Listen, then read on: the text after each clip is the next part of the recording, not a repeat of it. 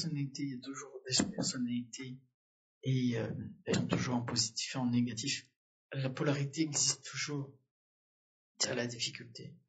Donc on peut pas demander à une personne d'être bien de A à Z parce que elle a de toute manière des polarités qui fait qu'elle ne peut pas être bien de A à Z. C'est comme ça.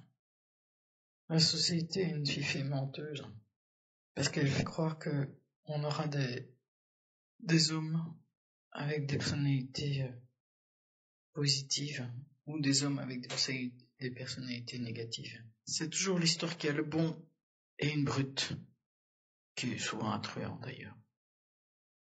Et en fait, c'est pas comme ça que ça joue, parce qu'à l'intérieur de soi, on a notre personnalité qui effectivement est polarisée entre le yin et le yang.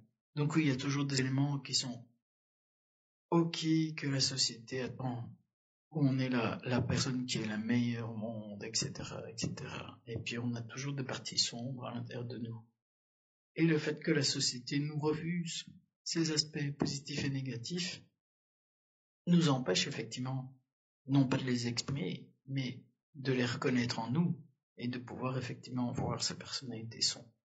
Donc ça fait qu'à un moment, avec cette personnalité et toutes ces sous-personnalités qui font qu'on est une bonne personne, mais aussi une mauvaise personne, qu'on a du bon et du mauvais, et que on n'est pas que qualité, mais qu'on a des défauts.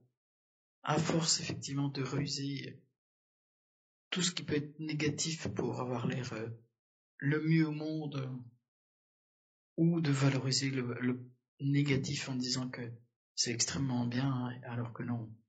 C'est des parties à intégrer, mais ce n'est pas à valoriser. Il n'y a pas une valorisation du yin ou du yang. Il y a effectivement cette reconnaissance à l'intérieur de soi et de savoir qu'on peut dépasser ce yin et ce yang et qu'on peut les intégrer peu à peu à l'intérieur de soi. Même si ça prend de très nombreuses années, même si effectivement on ne voudrait être que lumière, on a aussi des parts d'ombre et toutes ces parts d'ombre permettent à la lumière de rentrer. On se demande toujours effectivement comment faire et il n'y a que la prise de considération de soi-même, de cette lutte incessante et de la reconnaissance de qu'on est effectivement toujours en but avec ces parties sombres et donc toujours en but aussi avec ces parties claires. Mais quand on les a intégrées, réellement et totalement, on leur donne plus de notre énergie.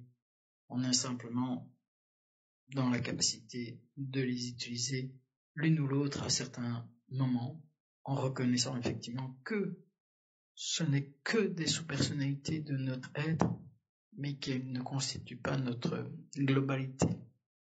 Notre être étant effectivement non pas cette personnalité, mais notre personne. Et notre personne est par-delà le fait de ces yin et de ces yang et de cette capacité qu'on a tous à avoir été conditionnés d'un côté ou de l'autre et aussi d'avoir une certaine personnalité qui vient de toutes ces sous-personnalités qui vont s'exprimer d'une manière ou d'une autre. L'esprit de l'homme se joue là, dans cette capacité de reconnaissance de lui-même et d'intégration. Cette intégration va plus loin que l'acceptation. Accepter, c'est déjà une étape, mais intégrer, se voir réellement et ne plus perdre d'énergie dans tout ce qu'on a vu de soi, c'est ça l'intégration. À ce moment-là, notre esprit a joué à plein pour nous aider et nous donner cette capacité d'être un être humain, de conscientisation de soi-même, de qui il est vraiment, par-delà, et complètement par-delà toutes ces sous-personnalités qui constituent notre personnalité.